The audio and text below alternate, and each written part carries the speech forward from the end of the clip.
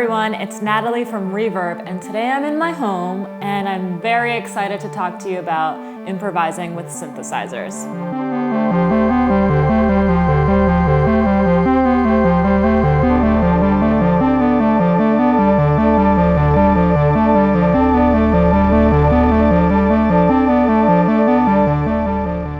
When we're talking about improvisation, and specifically with using synthesizers, I think there are so many musical elements that we could look at, but today I want to talk about 4 concepts specifically: timbre, texture, rhythm, and dynamics. When we're thinking about timbre, we're going to talk about the way something sounds, and obviously with synthesizers there's so many options to create different tones, right? It's kind of like overwhelming, like what are you going to start with? Of course, you're thinking about what song you're writing or improvising with, and in what genre. So I specifically like to play experimental music and ambient music. So if I'm thinking about creating some sort of all-encompassing kind of mood, I might want to start with a tone that is warmer and sustained and long-toned, all right? So let's find something that sounds like that. I always just reset the frequency in the envelope just to make sure I start with nothing, because in improv, you don't want to be surprised by a piercing, squealing synth, right? I mean, sometimes that's really great with improv, and you can manipulate like what comes next just based on some of the mistakes you make. But generally, when I first have a go at it, I want to kind of know what sound my synth is going to make. So I slowly will bring up any timbre or tone, right? So here we go.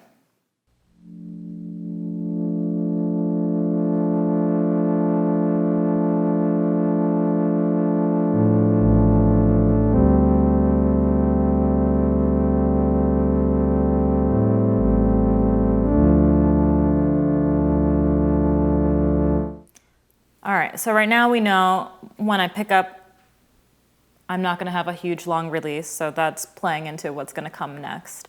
I know that I don't have a strong attack happening, and I have more mid-range tones, bass that I'm playing with.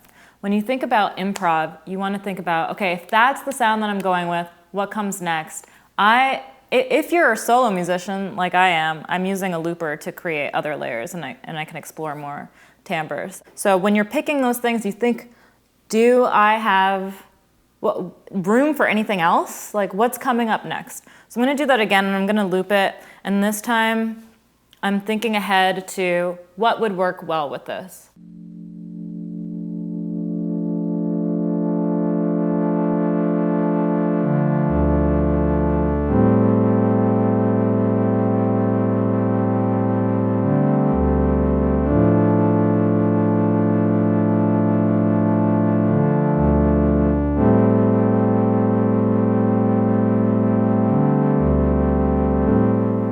My next thought with the synth is, I don't have anything that's contrasting, and it depends on what you're going for. If you want some like muddy, warm tones and just kind of play with that, but I immediately think, okay, I have a chord progression. I want to go into a melody of some sort.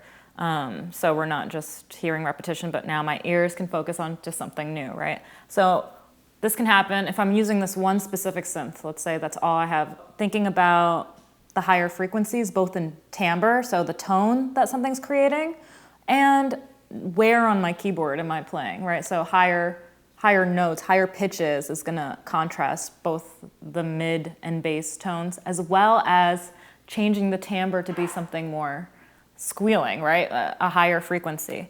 The other idea with that, I mentioned, I'm talking about timbre so much right now, but I did mention both texture is going to come into play. So right now I have these longer tones.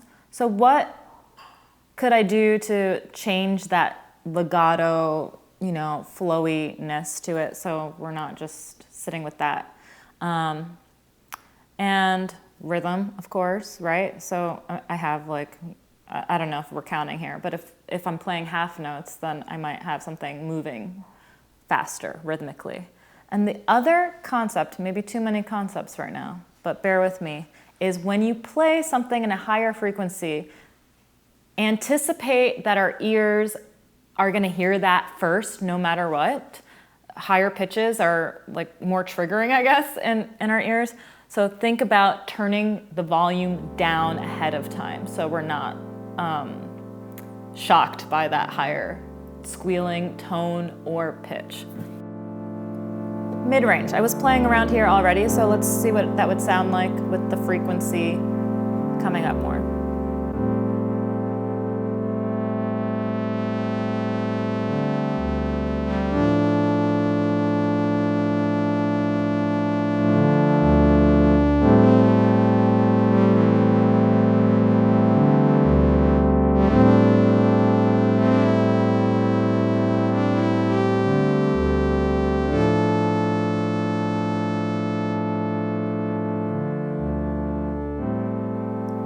So I turn down the frequency because if I'm going higher pitch, they're kind of working together. Let's get some release extended here.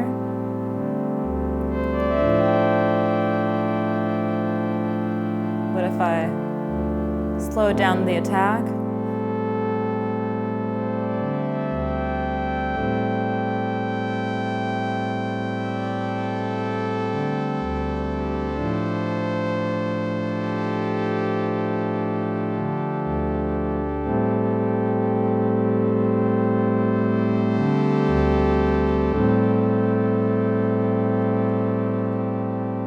I'm gonna turn up the volume just for the sake of seeing what I mean about dynamics here. If I had a higher frequency and a higher pitch and the volume would have been set to what I started with, it's gonna be annoying.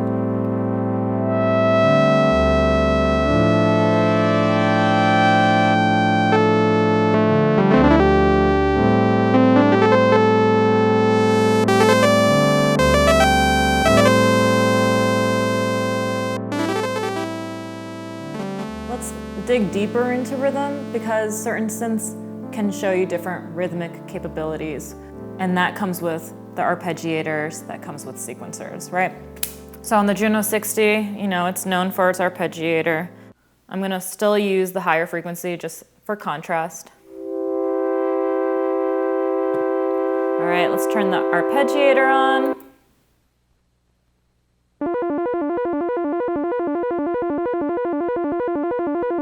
Slow it down a bit.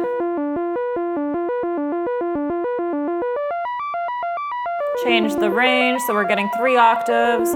Let's do just going down. So bring back that loop I made.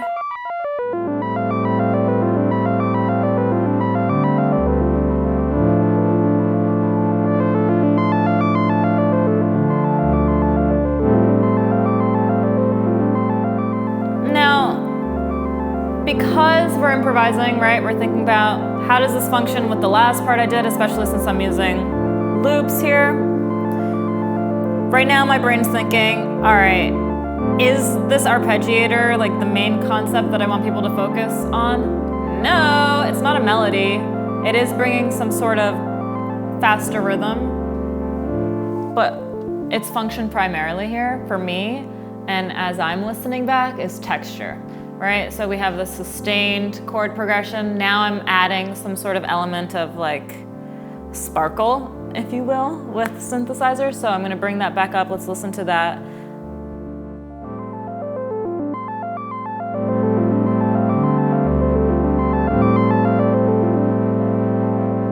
By not making it so prominent, I'm gonna bring down the frequency and the volume level so it's not in your face.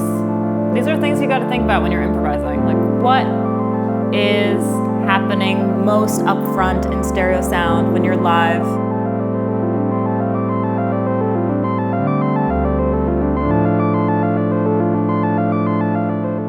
There's always that option to incorporate different effect pedals with your synthesizers, of course. So first I'll improvise something with the Korg Lambda. Here's that percussive sound that I really love. That's what it is, dry, but has this really great decay that is sustaining the notes. I'm curious curious what it might sound like with some reverb, I do have the Death by Audio Rooms reverb today, so I'm gonna turn that on. Now, if you know this reverb pedal, it is really funky. Like, it's not just your beautiful church-like reverb tones, but more so, I don't know, you'll see, but I'll just demo some of it. It's a little more punk noise, if you will, than your ethereal reverb pedals. Here's my Korg Lambda without any reverb. There's a little more drive in it too, right?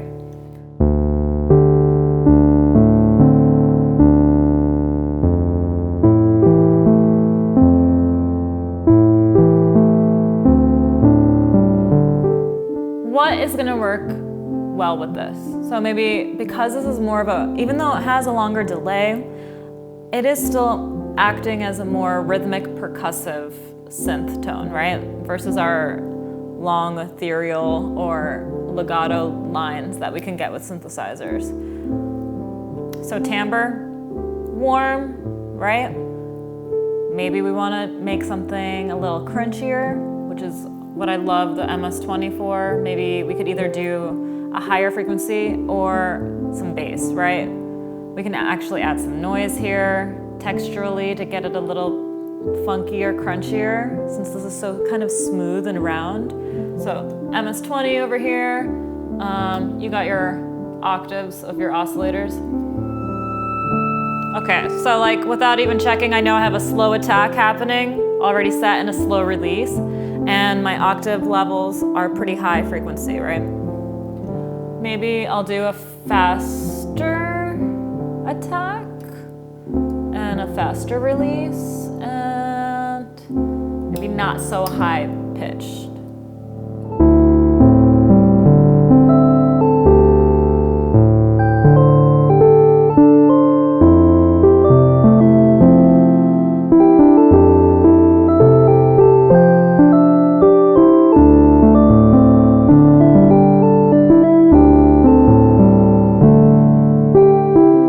While that's happening, I'm thinking, let's make it a little crunchier, right? Because that was very smooth and kind of beautiful. MS-20 would be great. Maybe using the rooms a little bit to get more unexpected, I guess, delay and reverb happening. And of course, as you're exploring in an improv setting, especially if in front of other people, you want to still make your exploration work, right? Where you're like, I don't know what tone I'm gonna get, so let's just make sure it's still in the right key and rhythmically happening so it still works.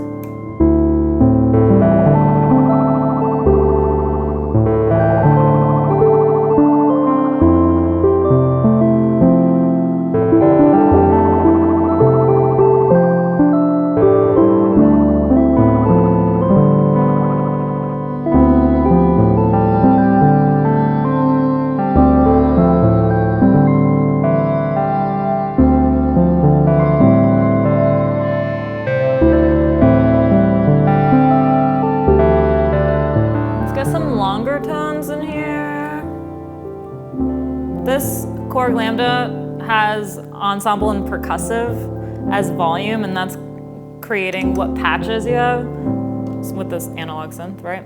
So let's get some chorus, organ. We'll see what it sounds like. I'm gonna bring down the volumes always before I start so I don't shock any listeners, including myself. Still have the rooms going, so that's why I kind of love it with the more sustained tones.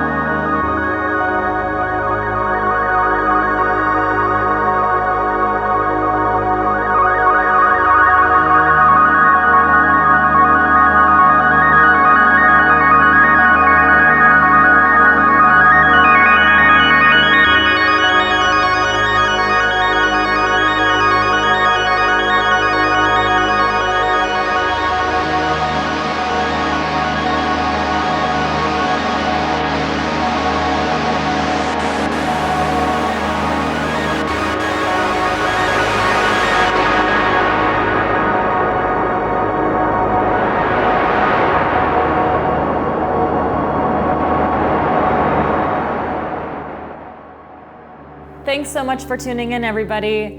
I hope that I've inspired you in some way to have a little more confidence in your synth playing and improvising. Just consider the 4 elements we talked about: texture, timbre, rhythm, and dynamics, or otherwise known as volume, and you should be sure to make some beautiful music. Take care.